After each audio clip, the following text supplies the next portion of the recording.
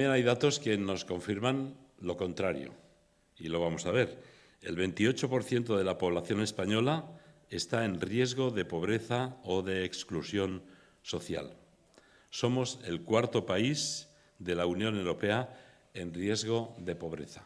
Así que, por una parte, somos muy generosos y, por otra parte, vemos que hay desigualdades sociales en nuestro mundo. Somos el cuarto país de toda la Unión Europea en lo que se refiere al riesgo de pobreza en nuestro país.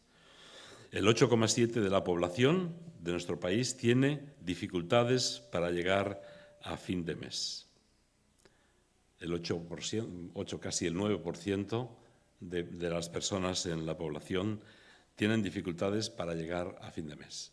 Y sabéis lo que supone eso, la tristeza que lleva a un hogar, a una familia, poder no dar lo suficiente a nuestros hijos, a las personas que están a nuestro cargo. Y otro dato, este tiene que ver con Barcelona, con la ciudad de Barcelona, pero que es extensible también a muchas otras ciudades. 1.530 personas siguen durmiendo en la calle en Cataluña. 1.530 personas en toda Cataluña y 1.231 solo en Barcelona. Mucha gente que tiene que dormir en la calle. Qué tristeza, ¿verdad? A veces vemos las imágenes por televisión o noticias y nos damos cuenta de lo triste que es la vida para muchos. Procuramos, y decimos como creyentes, procuramos amar como Jesús ama. Procuramos perdonar como Jesús lo hizo. Nos esforzamos en ser santos, porque Dios es santo. Queremos ser luz como Él es luz, ser pacientes, bondadosos, mansos, buscar la paz, porque es el fruto del Espíritu en nuestra nueva vida. Pero, ¿somos generosos? ¿Soy yo generoso? ¿Trabajamos esta área o esta virtud en nuestra vida? ¿O vivimos demasiado pensando en nosotros mismos y en nuestras necesidades? La generosidad es un componente fundamental de las relaciones sociales, porque permite formar vínculos fuertes, solidarios, que constituyen la base de una sociedad, de nuestra sociedad y de nuestra comunidad. En un entorno de generosidad, las personas cooperan entre sí y se ayudan, y la generosidad fluye entre unos y otros. Es un valor que se aprende, la generosidad uno no nace aprendido. Más bien, cuando los niños son pequeños, todo lo quieren para sí. Y esto es mío y no del otro, y esto no te lo doy y quiero el trozo mayor, ¿no? Es un valor que debemos de aprender, que cada individuo debe de recibir y aprender y trabajarlo. Por esta razón es importante inculcar a nuestros hijos y a nuestras hijas desde que están en la escuela, desde que son pequeños, la importancia de ser generosos. Y ahí me hago una pregunta. ¿Enseñamos a nuestros hijos a ser educados, responsables, ordenados, atentos, pero les enseñamos a ser generosos? ¿Sabéis cuál es la mejor forma de enseñar a un niño a ser de una manera, verdad? A través del ejemplo, a través de lo que ven en nosotros. Pero es que la generosidad define el carácter de Dios. Dios es generoso, por definición, forma parte de su esencia. Como es Dios, Dios es generoso, y lo vamos a ver en varios textos. Como discípulos de Jesús, debemos de ser generosos para mostrar su carácter.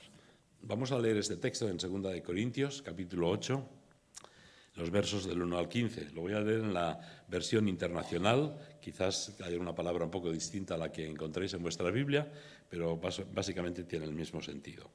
Dice así, segunda carta de los Corintios, capítulo 8, y versículos 1 al 15. Ahora, hermanos, queremos que os enteréis de la gracia que Dios les ha dado a las iglesias en Macedonia. En medio de las pruebas más difíciles, su desbordante alegría, su extrema pobreza, abundaron en rica generosidad. Soy testigo de que dieron espontáneamente tanto como podían, y aún mucho más de lo que podían, rogándonos con insistencia que les concediéramos el privilegio de tomar parte de esta ayuda para los santos. Incluso hicieron más de lo que esperábamos, ya que se entregaron a sí mismos primeramente al Señor y después a nosotros. conforme a la voluntad de Dios. De modo que rogamos a Tito que llevara a feliz término esta obra de gracia entre vosotros, puesto que ya la había comenzado. Pero vosotros, así como sobresalís en todo, en fe, en palabras, en conocimiento, en dedicación, en vuestro amor hacia nosotros, procurad también sobresalir en esta gracia de dar. No es que os esté dando órdenes, sino que quiero probar la sinceridad de vuestro amor, en comparación con la dedicación de los demás. Ya conocéis la gracia de nuestro Señor Jesucristo que, aunque era rico, por causa de vosotros, se hizo pobre, para que mediante su pobreza vosotros llegarais a ser ricos. Aquí va mi consejo sobre lo que os conviene en este asunto. El año pasado vosotros fuisteis los primeros no solo en dar, sino también en querer hacerlo. Llevad ahora a feliz término la obra para que, según vuestras posibilidades, cumpláis con lo que de buena gana propusisteis. Porque si uno lo hace de buena voluntad, lo que da es bien recibido según lo que tiene y no según lo que no tiene. No se trata de que otros encuentren alivio mientras que vosotros sufrís escasez. Es más bien cuestión de igualdad. En las circunstancias actuales, vuestra abundancia suplirá lo que otros necesitan, para que a su vez la abundancia de ellos supla lo que vosotros necesitáis. Así habrá igualdad. Como está escrito, ni al que recogió mucho le sobraba, ni al que recogió poco le faltaba. Que el Señor bendiga este texto de la palabra que nos anima y nos lanza un reto a todos nosotros, a vivir y a ser generosos. Encontramos muchos textos que nos explican que nuestro Dios es un Dios generoso. Por ejemplo, yo voy a leeros uno en Romanos 8:32, el que no escatimó ni a su propio Hijo, sino que lo entregó por todos nosotros, ¿cómo no habrá de darnos generosamente junto a Él todas las cosas? ¿Cuál es el contexto histórico? ¿Cuándo pasa esto? ¿Cuándo ocurre? ¿Por qué estas palabras de Pablo a los corintios? Lo encontramos en varios comentarios, en Romanos 15 y en Corintios 16.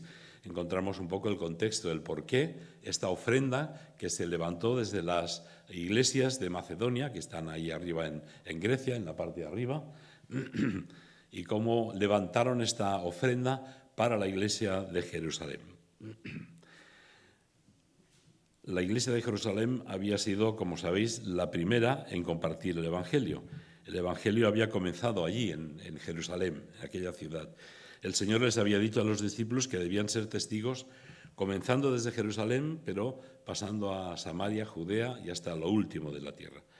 Los apóstoles amaban la ciudad de Jerusalén y se quedaron allí.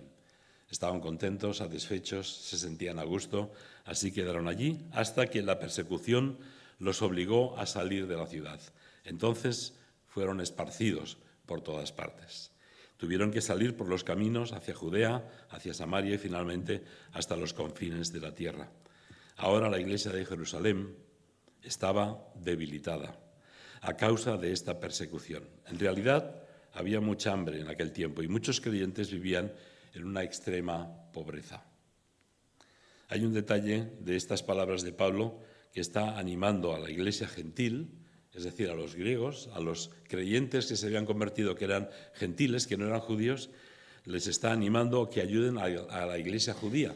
Y vosotros recordaréis cómo esas tensiones, ¿verdad?, entre judíos y gentiles, entre esa desconfianza que a veces había entre la iglesia judía y los gentiles, los creyentes griegos que se habían convertido, pues había una cierta desconfianza. Pero Pablo está animando a la iglesia en Macedonia, a varias iglesias ahí en Macedonia, para que animen y cuiden y se preocupen de la iglesia judía. Aún con las suspicacias que podía haber entre unos y otros, Pablo les llama la atención y les agradece que tuvieran ese deseo de corazón de ayudar. Era una fantástica oportunidad de mostrar el auténtico amor en el Evangelio, cómo Dios transforma los corazones y hace superar cualquier barrera social o mental o incluso pues a veces religiosa, ¿verdad? Vamos a ver varios pasajes de este texto, vamos a ver varios, lo he dividido en cuatro espacios o cuatro textos para entender qué significa. Generosos en la necesidad. Este texto, los versos del 2 al 4, nos hablan de que son generosos en la necesidad. ¿Cuál era la fórmula que el Señor aplicó, que los creyentes de Macedonia aplicaron? La fórmula era: pobreza con alegría es igual a generosidad. A veces pensamos que uno está mal porque no alcanza, ¿no? No le llega el dinero a fin de mes o no alcanza a pagar aquellas deudas que uno tiene. Pero el creyente es distinto. Aquello que tiene, aunque sea poco, si lo hace con alegría, es capaz de dar, de ofrendar, de llegar y de compartir con otras personas. A menudo solo damos cuando hay abundancia, cuando nos sobra. El privilegio de dar no solo se manifiesta en la abundancia, sino en la circunstancia, en aquel momento, especialmente en momentos de necesidad. Cuando hay necesidad, y lo sabéis por experiencia, la Iglesia siempre ha respondido. Cuando ha habido necesidad de ayudar a personas que han sufrido alguna catástrofe en otro lugar del mundo, la Iglesia ha respondido, ayudando, dando quizás poco, pero dando con alegría. Aún en la pobreza, dar con alegría, porque es una actitud del corazón. Y es que dar con alegría es una virtud que solo tenemos los cristianos, un signo de madurez. Cuando ofrendamos no lo hacemos con tristeza. La palabra de Dios nos dice que lo hagamos con alegría, que lo hagamos con gozo, porque podemos ayudar al desprendernos de algo, sino con el gozo de participar en la misión de Dios, en el crecimiento de su reino. Así que somos llamados a ser generosos y a dar con alegría. Es algo que el Espíritu produce en nosotros. Hay varios ejemplos en la palabra de Dios, encontraríais muchos, pero voy a mencionaros varios de personas que dieron aún sin tener demasiado. ¿Os acordáis de aquel buen samaritano? Aquel hombre que encontró a un hombre en el camino, maltrecho, le habían robado, le habían tratado mal, le habían hecho daño, y él no solo lo llevó a una pensión, a una casa de acogida, sino que pagó su estancia durante unos días hasta que él volviera. O la viuda, que ofreció no mucho, sino lo que tenía. Y el Señor dice: ha dado mucho más esta mujer que muchos otros que han llenado el arca de ofrendas. O aquel niño que ofreció solamente su merienda para alimentar a una multitud. Porque Dios mira el corazón, no mira la cantidad que damos, sino mira la actitud, el corazón con el que damos. Vamos a pasar a la siguiente, al número 2, Paco. La generosidad no es un acto, sino que es una actitud. La generosidad no es un acto o una acción, sino que es algo más profundo. La generosidad se lleva dentro, es una actitud. Y de los versos 5 a 8 nos hablan acerca de ellos. Y dice el texto que se entregaron a sí mismos. Su ofrenda no era solamente económica, su ofrenda no era solamente de dinero, no era una bolsa de dinero, sino que se entregaron, dice el texto, a sí mismos. A menudo pensamos que la ofrenda es solo un tema económico, pero eso es solo el fin de la historia, es el final de la historia. Una actitud generosa comienza con la entrega de uno mismo, de nuestro tiempo, de nuestras capacidades o también de nuestra atención. Ser generoso es preocuparse por los demás, es dedicar tiempo a escucharles. Ser generoso es dedicar tiempo a estar con ellos, aquellas personas que necesitan quizás escuchar o necesitan compañía, necesitan que alguien esté a su lado en un momento de dificultad. Eso también es generosidad. Al final, quizás hay una parte económica en la que podemos ayudar económicamente, pero hay muchas maneras en las que el cristiano puede ser generoso con su tiempo, con sus capacidades, con tus capacidades, con tus dones, aquellos dones que el Señor te ha dado, con nuestra atención también. Yo me pregunto a mí mismo, ¿estoy dispuesto a entregar parte de mi tiempo para ayudar a otros? ¿Estoy dispuesto a cuidar de los débiles? ¿Estoy dispuesto a preocuparme por aquellos que nadie atiende? ¿Estoy dispuesto a poner mis dones y capacidades a la disposición de los demás? ¿Estoy dispuesto a asumir aquel trabajo que nadie quiere hacer en la iglesia o en cualquier lugar? Y todo ello, sin esperar nada a cambio. Bueno, pues eso es la generosidad. Poder ofrecerse sin esperar nada a cambio. Dice el texto, leemos el texto, que no solo se entregaron a sí mismos, sino que se entregaron al Señor. Cuando nos entregamos a otros, estamos entregándonos al Señor. Él, solamente Él es el objeto de nuestra devoción. Lo hacemos porque le amamos. Es una manera de expresar nuestra obediencia al Señor. Imitamos su actitud. Dice el texto que no dudaron, sabían que Dios merecía todo de su parte, así que no tuvieron dudas. Se entregaron a sí mismos y se entregaron al Señor. No tuvieron dudas, conocían cuál era la voluntad del Señor, no tuvieron que tomar ningún curso especial, no tuvieron que hacer nada especial. Supieron que había una necesidad en la iglesia de Jerusalén y recogieron el dinero para llevarlo, para darlo y animar y ayudar a la iglesia que estaba pasando por dificultades muy serias. Pero además no solo se entregaron a sí mismos, no solo al Señor, sino que dice el texto que se entregaron a nosotros mismos. Pablo y sus acompañantes fueron recipientes de su amor y de su entrega. Comparten su testimonio en el tiempo que ellos convivieron juntos, el tiempo que ellos estuvieron viviendo con ellos. Sintieron el amor, el cuidado de las iglesias allí en Macedonia. Pablo reconoce que su generosidad económica fue solo el resultado de una cadena de acciones que concluyeron con una ofrenda material, pero que antes había una actitud de ofrenda, de compartir, de dar. Comenzó con una vida madura y una vida coherente. Dice el texto que eran ricos en fe, les reconoce como ricos en fe, en su confianza en el Señor, ricos en palabras, parece ser que eran oradores también con dones de predicación, ricos en conocimiento, ricos en servicio, ricos en amor y ricos en obras de caridad. Quizás no eran ricos en su cuenta corriente ni en sus bolsillos, pero eran ricos en muchas cosas más. Eran ricos en su vida, en aquella vida que el Señor les había dado, en fe, en palabras, en conocimiento, en servicio, en entusiasmo, en amor y en obras de caridad. Y aquellas iglesias, con esa riqueza, quisieron darse y dar. Y así levantaron una ofrenda, una gran ofrenda, que a través de Tito llevaron para la iglesia en Jerusalén. Pero ¿cuál es el texto que viene a continuación, el verso 9? ¿Cuál es el máximo ejemplo de la generosidad? ¿Cuál es nuestro estandarte? ¿Dónde miramos cuando pensamos en generosidad? En Jesús, exactamente. Este es el texto central de este mensaje de Pablo, el versículo 9.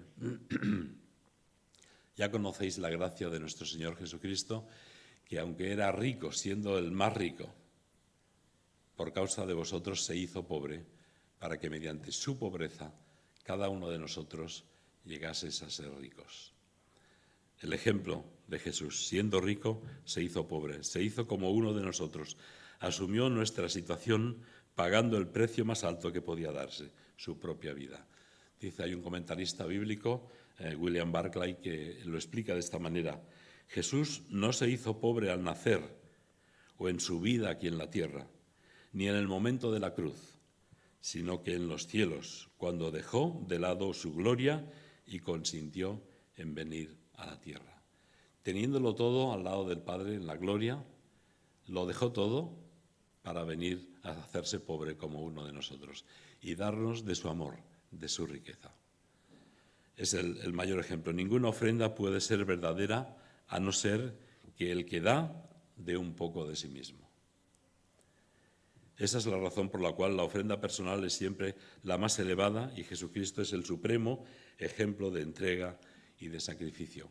Lo vamos a celebrar luego, cuando tomemos el pan y el vino, recordar una vez más la generosidad del Señor, el amor del Señor por cada uno de nosotros para darnos no dinero, no un nivel de vida, sino darnos su amor, su perdón, su paz. Todo eso es lo que el Señor nos da. Por eso que nosotros, como creyentes, como hijos de Dios, somos los más afortunados, los más privilegiados. Quizás no tengamos una cuenta corriente muy grande, muy profunda, muy líquida, pero tenemos algo mucho y mucho más superior, ¿no? Su amor. Él ha depositado en nosotros su amor y su perdón. Siendo el rico, se hizo pobre, para que en su pobreza seamos cada uno de nosotros enriquecidos, para darnos sus riquezas en Cristo. Dice Romanos 8:32 que el que no escatimó ni a su propio Hijo, sino que lo entregó por todos nosotros, ¿cómo no habrá de darnos generosamente junto con Él todas las cosas? Lo que Pablo enseña no es una norma para cumplir, como el diezmo, era una norma, era una ley, sino un modelo para seguir. El ejemplo de Jesucristo es que se entregó totalmente. No entregó el 10% de su vida, no entregó el 10% de su tiempo. Él se entregó totalmente. Y lo vamos a recordar, ¿verdad? El ejemplo que el Señor nos da a nosotros, como creyentes, es que debemos entregarnos también totalmente. No una décima parte de lo que somos, no una décima parte de nuestro tiempo, sino que nuestra actitud debe ser una entrega total y absoluta. Ahora, para terminar, 4 consejos para practicar la generosidad. Y ahí en los versículos del 10 al 15 leemos varios consejos que Pablo nos da para practicar, para vivir la generosidad y que podemos aplicarlos también a nuestra forma de ser. Dice, ser diligentes en responder a la necesidad, una disposición inmediata. Tuvieron una respuesta rápida. Cuando hubo una necesidad, diligentemente se ofrecieron para ayudar. Ellos quisieron participar, rogaron a Pablo, Pablo, déjanos participar en esta ayuda. Queremos participar. Tenían una disposición absoluta. Dice 1 Timoteo 6, 18, haced el bien, sed ricos en buenas obras, generosos y dispuestos a compartir. Diligentes en responder a la necesidad. Que no ocurra como a veces que uno escucha una necesidad y le entra por un oído y le sale por el otro, ¿no? Sino diligentes a una necesidad real y auténtica. En segundo lugar, ser coherentes en concluir lo que comenzasteis. Y Pablo les recuerda que fueran coherentes, ya que tomaron la decisión de ayudar, de estar ahí, de cuidar de sus hermanos en Jerusalén. Les dice ser coherentes en concluir aquella obra que comenzasteis. Isaías 32:8 nos dice, pero los generosos proponen hacer lo que es generoso y se mantienen firmes en su generosidad. Los generosos se proponen hacer lo que es generoso y se mantienen firmes en su generosidad. Por último, ser razonables, según lo que tenemos. El principio de proporcionalidad. Cada uno no puede dar lo mismo que otro. Una iglesia puede dar menos que otra. No importa la cantidad, el Señor no mira la cantidad, sino la calidad y el corazón, la actitud de la persona. Dice 2 Corintios 9:6 que el que siembra generosamente, ¿cómo segará? También generosamente. Y eso es lo que el Señor nos pide a cada uno de nosotros. Dios no nos pide más de lo que podamos ofrecerle, pero tampoco espera menos. Dios no espera más de lo que podamos darle. No tenemos suficiente para cubrir algunas necesidades que hay por ahí, ¿no? De alguien cercano, pero tampoco espera menos. Por eso tenemos que preguntarnos constantemente en nuestra vida, ¿estamos enseñando a nuestros hijos, a nuestros jóvenes, a ser educados, responsables, ordenados, atentos, pero les estamos enseñando a ser generosos también? Ya sé que cuesta, especialmente a los niños pequeños, ¿verdad? Pero tenemos que enseñarles a ser generosos, a compartir. Soy generoso con mi ofrenda, pero ¿lo soy con mi tiempo? Con mi ejemplo diario. Soy generoso con mi actitud hacia los demás, hacia sus necesidades. Mis hijos ven esa generosidad en mi vida. Ellos ven que somos generosos con aquellos que lo necesitan, aquellos que necesitan un tiempo de escucha, un tiempo de atención, un tiempo de visita quizás por la enfermedad. Ellos no ven ni saben cuál es nuestra transferencia bancaria, no saben lo que ponemos en la ofrenda. ¿Cómo les vamos a demostrar, pues, nuestra generosidad? En nuestra actitud diaria en el hogar, en nuestra actitud diaria en la iglesia, en nuestras relaciones con los demás.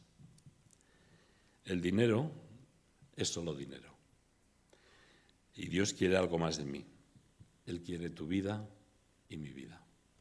Y quiero que os acordéis de esta frase, por lo cual le voy a pedir a Elizabeth que os dé un punto de Biblia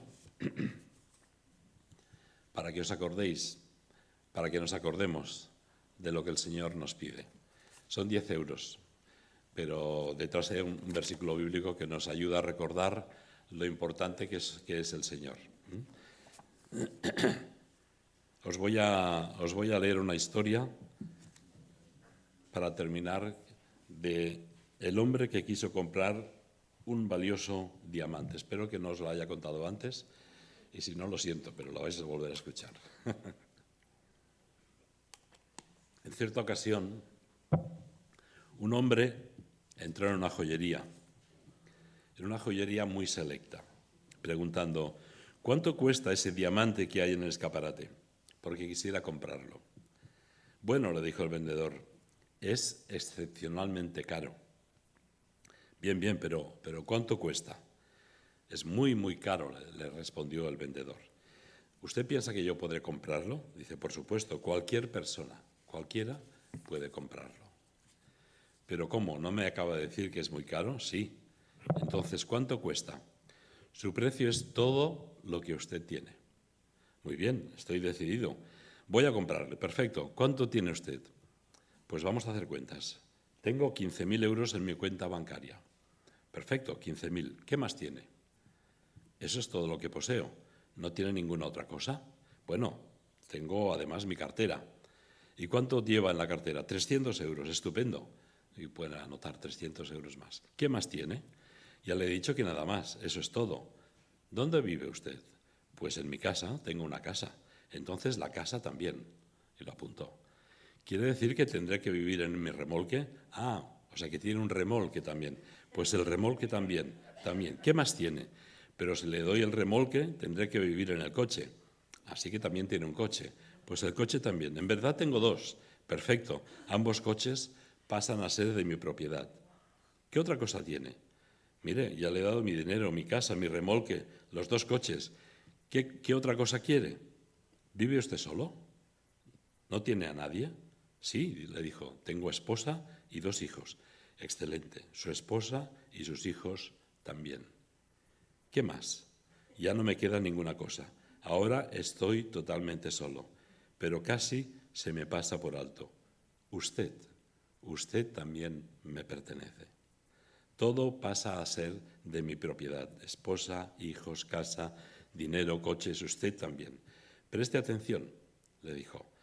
De momento le voy a permitir que use todas estas cosas, pero que no olvide que son mías y que usted también me pertenece. Y siempre que necesite cualquiera de estas cosas de que acabamos de hablar, debe dármelas, porque desde hoy yo soy su dueño. ¿Qué vamos a entregarle al Señor? ¿Qué le podemos dar al Señor? Si nuestro corazón es un corazón generoso, le tenemos que dar todo lo que somos, toda nuestra actitud, toda nuestra vida. Bien, esto solo servirá para que os acordéis de lo importante que es darle al Señor, no una parte, no una 10ª parte de lo que tenemos, sino todo, que al Señor todo lo que somos le pertenece. Y os voy a dar 3 consejos. Una, no intentéis pagar ningún café o una cerveza con esto, por favor. Tampoco intentéis cambiarlo en el banco porque no os van a echar. Y, por supuesto, no lo pongáis en la ofrenda. Que el Señor os bendiga y nos ayude a vivir de una forma generosa para el Señor, dándole todo, porque todo lo que somos, todo lo que tenemos, le pertenece a Él. Él nos lo ha dado. Nos permite disfrutarlo aquí, nos permite vivirlo aquí, nos permite administrarlo, pero nunca olvidemos que todo lo que somos le pertenece a Él. Que el Señor nos bendiga.